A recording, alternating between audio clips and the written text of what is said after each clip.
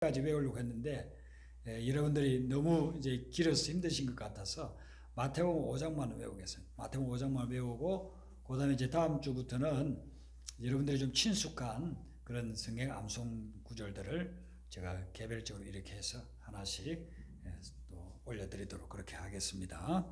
여러분들 주보 간지에 보면 사순절에 대한 설명이 쭉 나와 있습니다. 제가 단톡방에도 올렸는데요. 쭉 보시고 사순절 기간 동안 기도하고 경건하게 주님의 십자가를 묵상하면서 보낼 수 있도록 그렇게 하시면 좋겠어요.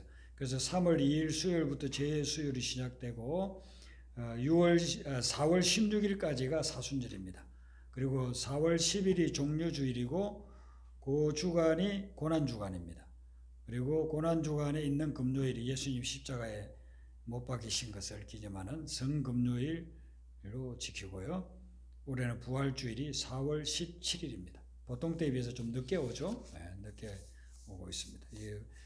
그 부활절이 이렇게 빨랐다 늦었다 하는 것은 음력을 기준으로 해서 하기 때문에 그래서 이렇게 변동이 있습니다. 자, 하나님 말씀 보십니다. 디모데후서 1장 3절부터 5절에 있는 말씀 보도록 하겠습니다. 신약 성경 343페이지에 있는 디모데후서 1장 3절부터 5절 말씀을 교독하도록 하겠습니다. 3절 먼저 읽어드리죠. 내가 밤낮 간구하는 가운데 쉬지 않고 너를 생각하여 청결한 양심으로 조상적부터 섬겨오는 하나님께 감사하고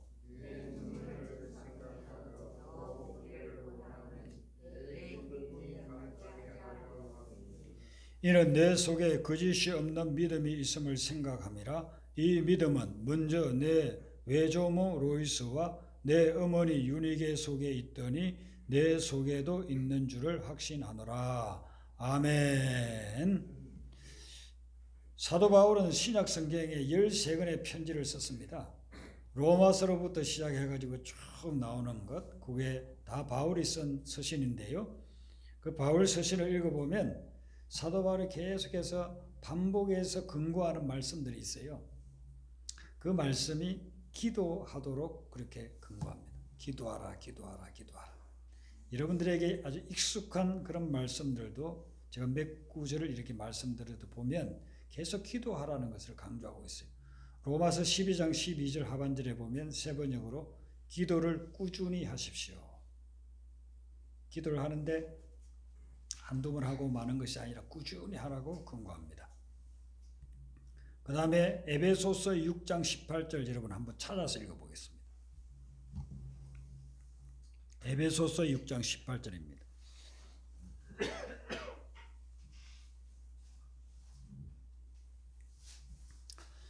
에베소서 6장 18절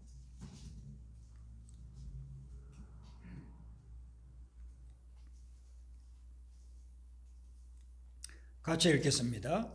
모든 기도와 간구를 하되 항상 성령 안에서 기도하고 이를 위하여 깨어 구하기를 항상 힘쓰며 여러 성도를 위하여 구하라. 아멘.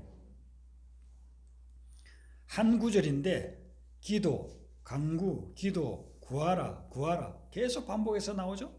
이게 사도 바울이 성도들을 향한 마음이에요. 계속 기도하세요. 기도하세요. 구하세요. 힘써서 간구하세요. 이렇게 나오죠. 제가 설교를 했던 본문이기도 한 빌립보서 4장 6절 여러분들이 주로 많이 암송하고 계신데 아무것도 염려하지 말고 다만 모든 일에 기도와 간구로 너희 구할 것을 감사함으로 하나님께 아뢰라. 이 외에도 여러분들이 사도 바울이 쓴 서신을 쭉 읽어보시면 계속 기도하라는 말씀들이 반복해서 나오고 있습니다. 그런데 이 사도 바울이 기도하라고 근고를 한과 동시에 자신을 위해서 기도해 달라고도 부탁 기도를 드립니다. 나를 위해서 좀 기도해 주세요. 사도 바울은 얼마나 대단한 영적인 인물입니까?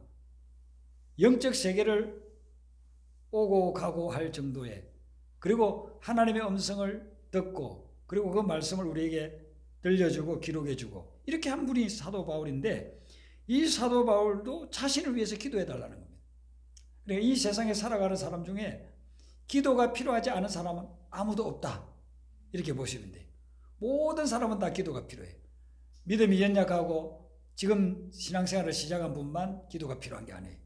어떤 어려움을 당하고 해결되지 않는 문제 중에서 고통 가운데 지내는 그런 분에게만 기도가 필요한 것이 아니에요. 모든 심령들, 목회자들도 다 기도가 필요하고 기도가 필요하지 않은 사람이 아무도 없습니다. 그래서 사도 바울은 우리를 위해서 기도해다오, 나를 위해서 기도해다오, 우리의 사역을 위해서 기도해다오, 기도의 능력으로 전도의 문이 열리도록 우리를 좀 기도해다오, 그렇게 막 기도를 부탁하는 것을 볼 수가 있습니다. 이어령 교수가 어제 돌아가셨습니다. 만 88세로 돌아갔는데 이분은 우리 한국이 낳은 세계적인 석학입니다. 그분의 글을 읽어보면요, 참 기가 막힌 내용들이 많습니다. 어떻게 이렇게 사람이 이런 걸 생각할 수 있을까? 얼마나 박학다식한지 몰라요. 그냥 동서고금을 오고 가고 하면서 정말 기발한 그런 내용들을 글에 써놓고 있거든요. 그런 지성의 대표인 분입니다. 근데 이분이 머리로 따지면, 책을 많이 읽고 지식을 많이 가진 이걸로 따지면 그 사람을 따라갈 사람이 아무도 없어요. 근데 자기가 그렇게 많은 것을 공부하고 많은 것을 글을 쓰고 많은 사람들에게 강의를 하고 지식으로서는 어느 누구에게도 모자람이 없는 그런 사람인데도 불구하고 자기 인생의 한계에 부딪혔어요. 자기 딸이 아픈데 죽어가는데 자기 딸을 위해서 자기는 하나도 해줄 일이 없는 거예요. 죽어가는, 병이 걸려서 죽어가는 자기 딸을 위해서 해줄 수 있는 게 하나도 없는 거예요. 그래서 여태까지는 자기 머리를 믿고 갔어요. 나는 똑똑하다, 나는 많이 안다, 나는 다른 사람보다 뛰어나다, 그런 자부심을 가지고 살아온 사람이에요. 자기가 가지고 있는 지식, 자기가 알고 있는 그 많은 정보들, 자기 딸을 살리는 데는 아무런 소용이 없다 하는 걸 깨달았습니다. 그때 그분이 있는지 없는지도 모르는, 자기도 잘 믿지도 못하는 하나님이라고 하는 존재를 향해서 속으로 기도를 하는 거예요. 만약에 내 딸을 살려주시면, 내 딸을 치유해 주시면 제가 하나님이란 당신분이 있는 줄 알고 믿겠습니다. 근데 신기하게 그 딸이 살아났습니다. 그때부터 이분이 하나님을 믿기로 작정하고, 그리고서는 세례를 받고 성경을 묵상하고 읽으면서 그때부터 하나님이 살아계시다는 것을 증거하기 시작합니다. 그렇게 해서 첫 번째 나온 책이 지성에서 영성으로라는 두꺼운 책입니다. 제가 그걸 쭉 읽어보면서 참 하나님이 이분을 마지막에 쓰시려고 정말 귀하게 변화시켜서 이런 영적인 감동을 주셨구나 하는 걸 제가 깨달았어요. 자기 지성의 한계에 부딪혔을 때에 그때에 기도라는 걸 해보는 거예요. 이분이 그전에는 기도라는 걸 필요를 느끼지를 못했어요. 내가 많이 알고 내가 똑똑하고 내가 인생의 모든 문제를 해결할 수 있는 그런 능력이 있는데 무슨 보이지도 않는 신적 존재, 그거는 사기치는 것이지, 우매한 사람들 사기쳐가지고 돈이나 긁어내고 하려고 종교를 만든 것이지, 이렇게 생각했던 사람이 자기 지성의 한계에 부딪혔을 때 비로소 알지도 못하고 깨달지도 못했던 그 신적 존재를 향해서 기도를 했다는 것이죠. 근데 그 기도가 응답되면서 그분은 예수님을 만나고 하나님을 만나고, 불과 몇 주 전까지도요, 그분이 글을 썼습니다. 죽음에 대한 기억이라는 메멘토 모리라는 그런 책을 써내고, 그리고 기자들과 인터뷰까지 했습니다. 암으로 인해서 투병하면서 몰골이 다 피골이 상접한 그런 상태에서 하나님이 살아계시다는 걸 그분은 마지막 증언을 하셨어요. 그리고 어저께 하나님의 부름을 받아서 영원한 세계, 영생으로 들어갔습니다. 여러분, 우리는 기도 없이도 살아갈 수 있다고 생각하면서 사는 그런 삶을 너무나도 많이 살아왔습니다. 많은 사람들이 기도를 하지 않는 이유는 뭘까요? 그것은 하나님이 살아계시다는 것을 믿지 못하기 때문에 그래요. 우리가 하나님이 살아계시다는 것을 믿으면 기도하지 않을 수가 없다는 것입니다. 우리 주변에 어렵고 힘든 사람들이 있습니다. 저도 목회하면서 보면 물질적으로 어려움을 당하는 분들이 있습니다. 정말 제가 돈이 있으면 다 도와드리고 싶어요. 제가 그냥 한 몇 억 도와드리면 그 사업 망했던 거 다시 일어날 것 같은데, 또 몇천만 원 도와드리면 저분의 집안이 좀 잃었을 것 같은데, 내가 몇백만 원이라도 도와주면 저 학생이 좀 공부를 계속할 수 있을 것 같은데, 좀 도와주고 후원해주면 선교지에 교회도 세우고 학교도 세우고 병원도 세우고 복음을 전하는데 강력한 역사가 일어날 것 같은데, 제가 도와줄 돈이 없어요. 어떤 경우에는요, 가정에 어려움이 있습니다. 그러면 제가 그분들을 가정에 좀 상담을 잘 해줘서 그 어려움을, 부부지간에 부모와 자식 간에 그런 어려움을 좀 극복할 수 있도록 해줬으면 좋겠는데, 그런 능력이 또 저에게 없어요. 근데 그럴 때에 우리가 가진 돈이 없고 가진 재능과 능력이 없어도 어려움에 처한 사람들을 도울 수 있는 능력이 있는데, 그것은 바로 기도의 능력인 줄로 믿습니다.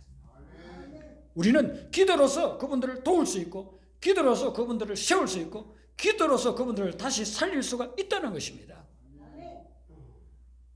그러므로 여러분들이 많은 사람들을 이렇게 도와줄 만한 돈이 없다고, 또 그 사람들을 도와줄 만한 지식이나 능력이 없다고 그것 때문에 실망하거나 좌절하지 마세요. 하나님이 주신 기도의 영적 무기를 사용하시기를 바랍니다. 그래서 저는 목회를 하면서 제가 무슨 돈이 있습니까? 제가 무슨 능력이 있습니까? 세상적으로 보면 가진 것 아무것도 없어요. 그러지만은 한 영혼들을 위해서 기도로서 돕는 거예요. 그러면 하나님께서 역사하시고, 하나님께서 그 필요를 채우시고 다시 세우시고 그분들에게 다시 앞길을 열어주는 그런 것들을 체험하는 것이죠. 그래서 목회는 아주 신이 납니다. 기도하면서 도울 수 있기 때문에. 미국의 19세기에 대각성 운동이라고 하는 영적인 운동이 일어났습니다. 엄청난 부흥 운동이었습니다. 그때 쓰임받은 몇몇 목회자들이 있는데 핵심적인 분이 찰스 핀이라는 분이에요. 원래 이분은 법학을 전공해가지고 이제 법조계로 나가려고 그랬던 분인데, 예수님을 만나고서는 신학을 하고 목회자가 됐습니다. 그래서 이분이 도시에 가가지고 그곳에서 뭐 일주일, 2주일씩 머무르면서 복음을 전했습니다. 그때 많은 영혼들이 회개하고 주님 앞으로 돌아오는 영적 부흥이 일어났습니다. 그래서 그것을 대각성이라고 그렇게 이야기합니다. 미국에 대단한 영적 부흥이 일어났던 그 시기를 이야기하는 것이죠. 찰스 핀이는 신앙생활을 하는 우리가 또 신학을 공부하든지 하면은 다 알게 돼요. 찰스 핀이라고 하는 그런 이름들은 많이 들어요. 그런데 그 찰스 핀이가 정말 그런 영적 부흥을 일으키게끔 밑에서 또 뒤에서 숨어서 지원해 준 분이 있는데, 그분이 누구냐면 다니엘 내시라고 하는 분입니다. 이분은 잘 몰라요. 저도 신학교 다닐 때 몰랐어요. 나중에 서적들을 읽으면서 이런 분이 있었구나 하는 것을 알게 됐어요. 이 다니엘 내시라고 하는 분은 어떤 분이냐면, 이분은 미국의 뉴욕지 그 주변에서 아주 조그마한 교회를 목회하는 목사님이었어요. 그러니까 많은 사람 아무도 없어요. 무명의 목회자였습니다. 근데 이분이 찰스 핀이가 여러 가지 영적 부흥을 일으키는 것을 보면서 내가 이분을 위해서 중보 기도를 해야 되겠다 하는 사명을 받았어요. 그래서 자기 목회를 내려놓고 찰스 핀이가 가서 부흥의 집회를 할 그 지역에 3주 4주 전에 가서 방을 얻습니다. 그리고서 그 방에서요, 밥 먹고 잠자는 시간 외에는요 계속 기도하는 거예요. 전할 말씀을 위해서, 그 지역의 복음화를 위해서, 변화를 위해서 계속해서 기도하는 겁니다. 그리고서는 또 집회가 가까우면 한 4일씩 금식하면서 식음을 전폐하고 기도하는 것입니다. 그렇게 기도하는 것을 통해서 찰스 핀이가 와서 복음을 전할 때 놀라운 변화의 역사가 일어나는 거예요. 복음 전하는 것을 방해하는 깡패들이 옵니다. 그러면 사람들이 막 무서워하고 두려워하는데, 이 다니엘 내시가 가서 그들에게 복음을 전하고 또 내가 그들을 위해서 기도하겠노라 하고 또 그들에게 하나님의 사랑으로서 접근하면요, 그들이 막 변화가 되는 거예요. 그렇게 집회를 방해하던 자들이 오히려 참석해가지고 눈물 콧물 흘리면서 회개하는 역사가 일어나고 그런 역사가 일어나는 겁니다. 이분이 한 8년을 그렇게 했습니다. 48세부터 56세까지 그렇게 하다가 56세에 하나님의 부름을 받았습니다. 근데 이분이 돌아가시고 난 후에 4개월도 채 못 되어서 찰스 피니가 미국 전역의 도시들을 다니면서 했던 그 부흥 집회를 마무리 지었습니다. 그리고는 뉴욕에 있는 한 교회에서 거기에서 평생 담임 목회하다가 하나님의 부름을 받았습니다. 찰스 피니가 그런 놀라운 영적 부흥을 일으키게 했던 그 밑바닥에는 누가 있었느냐면은 바로 이 다니엘 넷이라고 하는 분이 3주 4주를 그분을 위해서 기도하고 간구하고 부르짖고 집회를 위해서 충복이 됐던 그 엄청난 기도가 있었기 때문에 대폭발하는 그런 부흥의 역사가 일어났다는 것이죠. 여러분, 우리가 신앙생활 하면서 기도를 해야 된다고 그렇게 강조를 하면은 어떤 분은 그럽니다. 나는 기도를 해도 소용이 없어. 기도해도 응답이 안 와요. 그래서 나는 기도를 안 합니다 하는 그런 사람들이 있어요. 여러분, 그런 분들은 이 기도의 응답 자체의 경험이 없으니까 그런 말을 할 수 있죠. 근데 여러분들이 이렇게 또 생각해 보면 돼요. 병이 걸렸는데 내가 원하는 것은 완전히 낫는 건데 아무리 기도해도 낫지를 않는다. 그런 경우는 하나님께서 우리가 기도하기 때문에 더 심해지지 않게끔 해주는 경우도 있고, 또 병은 낫지 않지만 내가 기도한 것 때문에 하나님께서 다른 것들에게 놀라운 응답을 주실 때도 있어요. 그러니까 꼭 내가 원하는 방식대로 내가 원하는 그런 기도의 열매가 맺히지 않는다고 해서 기도 응답을 안 해주신다고 그렇게 생각하지 마시고, 내가 기도하는 것 때문에 내가 기도하지 못한 다른 문제도 하나님이 해결해 주시고, 또 그게 더 심각하지 않게끔 만들어 주시고, 또 조금이라도 변화가 있고 열리기 시작하고 있다. 이런 것들이 바로 기도의 응답인 것입니다. 그러므로 여러분들이 기도할 때에 나에게는 기도 응답이 없다고 생각하지 마시고, 내 기도는 반드시 응답해 주신다는 믿음을 가지고 기도에 임하시기를 바랍니다. 기도는 응답 없는 기도는 하나도 없어요. 어떤 경우는 내가 간구하는 걸 난 안 주겠다 한다고 하면은요, 그것은 나에게 지금 하나님이 내가 원하는 대로 안 해주시는 것이 나중에 궁극적으로 나에게 유익이 되기 때문에 안 주시는 거예요. 그래서 내가 원하는 것을 간구했는데 안 주시면 그것도 응답 받은 거예요. 내가 원하는 거 그대로 줘보세요.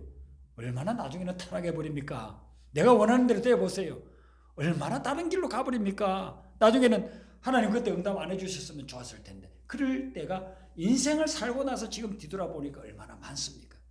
그러니까 여러분들이 하나님께 진실된 마음으로 드리는 기도는 어떤 식으로든 하나님이 반드시 응답해 주시는 줄로 믿으시기를 바랍니다.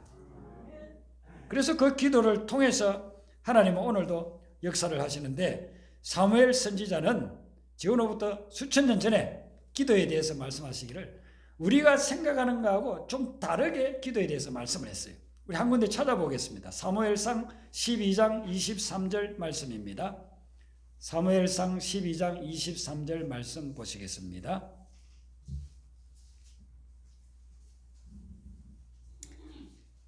제가 일부러 성경을 여러분들 찾게 합니다. 요즘은 인터넷에 뭐 휴대폰 그냥 보면은 나오니까 우리가 실제로 한번 찾아보는 게 참 좋아요. 사무엘상 12장 23절 말씀 같이 읽겠습니다. 시작.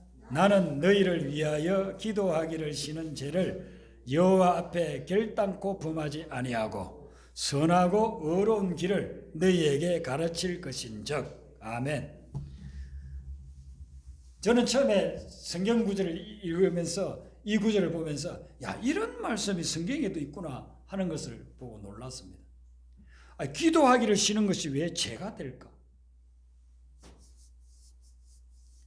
죄를 분류할 게 없어서 기도하기를 쉬는 것도 죄라고 하는가? 그렇게 생각했습니다. 그런데 사무엘은 기도하기를 쉬는 것이 죄더라 하는 것을 우리에게 이야기해 주고 있는 거예요. 그래서 나는 절대로 기도하기를 쉬는 죄를 너희를 위하여서 절대로 범하지 않겠다라고서 그렇게 이야기하고 있습니다. 여러분, 기도하기를 쉰다는 것은, 기도를 안 한다는 것은 나는 하나님을 믿지 않습니다 하는 것하고 똑같아요. 우리가 하나님께 기도를 하는데 나는 기도하지 않습니다. 나는 내 머리, 내 지식, 내 경험 이것만 가지고도 얼마나 살아갈 수 있습니다. 이거거든요. 그러니까 하나님의 존재를 믿지 않기 때문에 우리는 기도하지 않는 것입니다. 그러나 하나님이 계시다는 것을 믿는다고 한다면 내 눈에 보이지는 않지만 영적으로 지금도 여기 와 계시고 내가 기도할 때 항상 내 앞에서 들으신다는 것을 믿는다고 한다면 기도 안 할 수가 없다는 거예요. 그러니까 기도하지 않겠다 하는 것은 하나님이 계시다는 것을 갖다가 믿지 않는 거예요.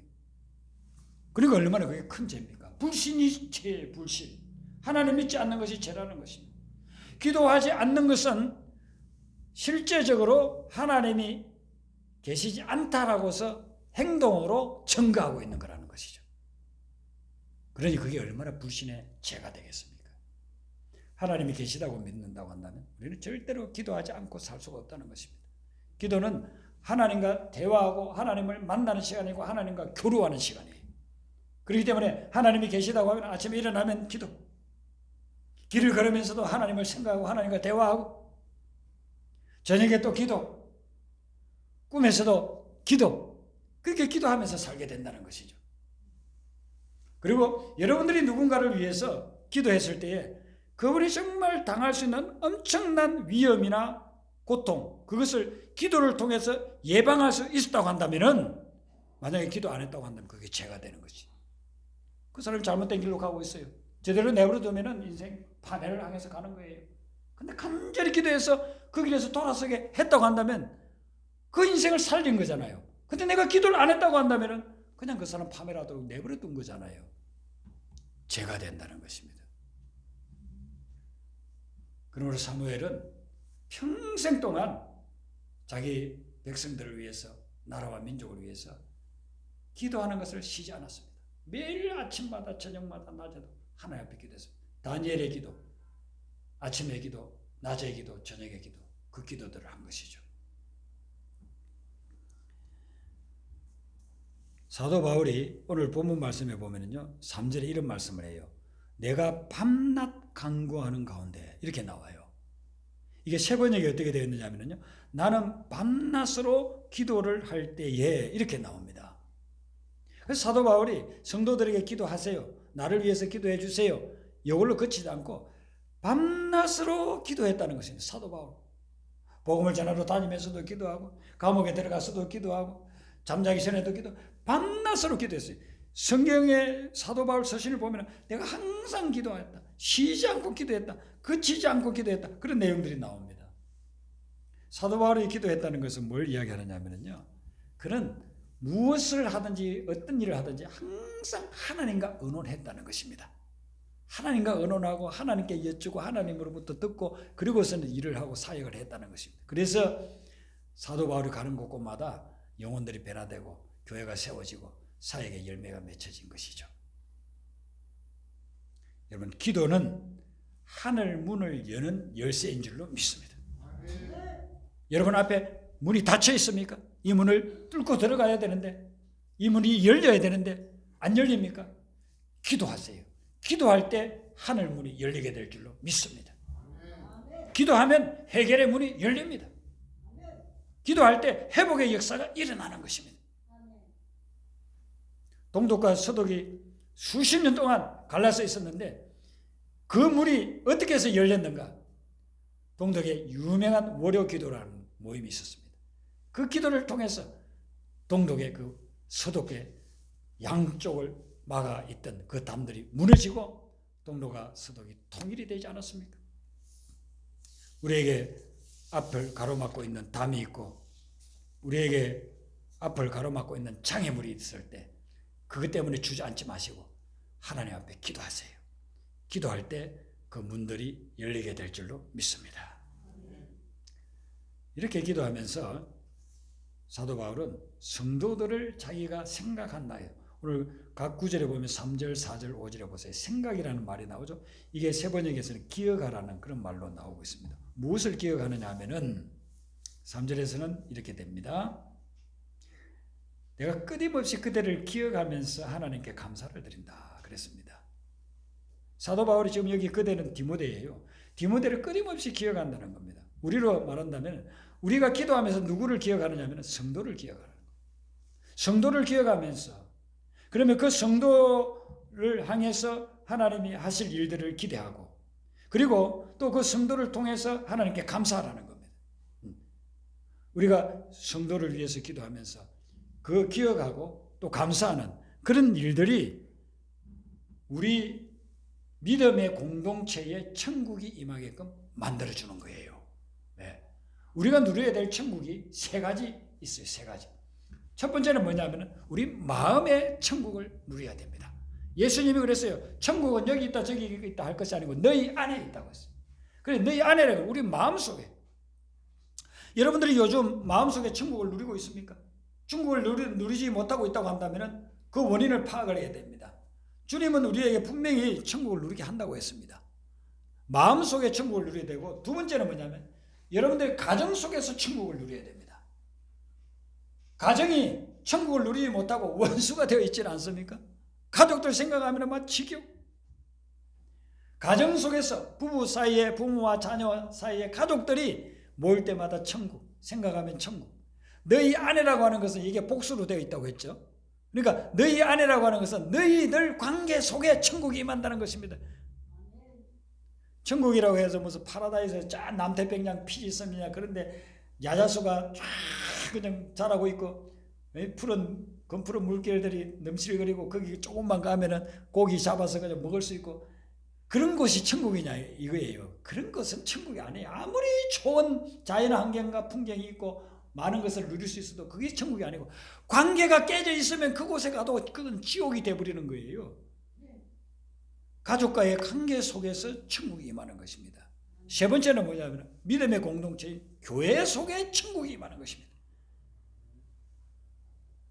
인터넷을 통해서 제 설교를 듣는 다른 교회 성도님들도 계실 거고 또 지금도 예배드리고 있는 많은 그런 교회들이 있을 겁니다. 그런데 그 교회 성도님들이 한번 자신에게 물어봐야 됩니다. 나는 교회 와서 천국을 누리고 있는가? 나는 신앙생활을 하면서 교인들과 사이에서 천국을 누리고 있는가? 아니면 지옥인가? 많은 교회들을 보면은 교회의 천국의 모습이 드러나는 것이 아니고 지옥과 같은 그런 교회들이 있어요. 교회 가는 게 지긋지긋하래요. 어떤 분은 그래요. 자기는 교회 오면서 자기 부부끼리 이렇게 운전을 하고서 같이 오는데 차 안에서부터 지옥이라는 거예요. 차 안에서부터 지옥. 교회 예배 드리러 오면서 차 안에서부터 지옥이에요. 서로 싸우고 다투고 맨날 그래요. 교회를 둘 다 집사님이고 교회 생활 한 지 30년 40년 되는 분인데도 교회 오면서부터 그러고 교회 와서도 예배 드리면서도 뭐 천국은 무슨 천국. 예배 드리고 집에 가면서 나도 천국이 되는데 또 천국이 아니에요. 예배 마치고 나오면 또 지옥으로 가는 거예요. 사도 바울은 오늘날 우리가 신앙생활 할 때 천국을 누려야 될 그런 길이 어디에 있느냐 그걸 이렇게 보여주고 있는 거예요. 사도 바울이 디모데에게 지금 이야기하고 있는 부분들 우리가 하나님을 날마다 밤낮으로 만나서 하나님께 기도를 하고 나하고 관계가 좋지 않는 그 사람들을 축복하면서 기도를 해주고 저주가 아니라 축복하면서 기도를 해주고 그리고 기도 중에 그 사람들을 생각하면서 내가 그 사람에게 감사할 것은 무엇인가 감사를 생각하고 그런 기도의 생활을 하게 되면 내 마음속에 우선 천국이 임하고 가정에서도 천국이 임하며 그런 사람들이 모인 교회에 천국이 임한다는 거예요. 천국을 누리는 것은 우리가 영적으로 하나님과의 관계가 제대로 되어 있을 때 천국을 누리게 되는 것입니다. 세상에 어떤 많은 것을 소유하고 넉넉하게 가지고 있다고 해서 천국이 누려지는 것이 아니고 하나님과의 관계 속에서 그래서 기도가 왜 중요하냐면은 늘 하나님을 만나고 하나님의 음성을 듣고 하나님과 교류해야 천국의 주인이신 하나님께서 우리에게 천국 누리게끔 해 주신다는 거예요. 인간관계에도 마찬가지입니다. 계속 누군가와 관계가 틀어져 가지고 그 사람을 미워하고 저주하고 그렇게 하면 절대로 천국이 임하지 않습니다. 그를 불쌍히 여기고 예수님이 말씀하신 대로 너를 핍박하는 자가 있느냐? 내 원수가 있느냐? 그를 위해서 기도하라. 그를 사랑하라. 그 사람 분명히 잘못된 사람이지만은 그 사람이 잘못된 대로 그대로 잘못되게 살아가라고 뭐 축복하라는 게 아니에요. 그 사람을 불쌍히 여기고 축복하고 사랑하면 내 마음에 천국이 임한다는 거예요. 그게 안 되니까 가족 간에도 서로 원수가 되어 있고 교인들 간에도 서로 원수가 되어 있고 그렇게 살아가는 거 아니겠습니까? 여러분들이 오늘 이 사도 바울이 우리에게 권고해 주는 말씀, 밤낮으로 하나님을 생각하고 하나님을 만나고 하나님께 기도하고 그리고 나하고 관계가 좋지 않은 사람을 오히려 축복하면서 그리고 감사하면서 그렇게 기도할 수 있다고 한다면 그런 기도의 사람들이 모이는 곳에는 그런 기도의 사람이 가는 곳에는 그곳에 천국이 임하게 될 줄로 믿습니다. 이번 한 주간의 삶을 살아갈 때 여러분들이 어렵고 힘들고 또 스스로 해결할 수 없는 그런 문제들을 만날 수도 있겠지만 그때마다 하나님 앞에 기도하세요. 늘 기도하세요. 기도하면서 기도를 통해서 임하시는 성령의 충만함을 통해서 여러분의 마음의 천국, 가정의 천국, 또한 신앙 공동체에서 천국을 이루는 역사 일어나기를 주님의 이름으로 축원합니다. 우리 아까 불렀던 찬양 360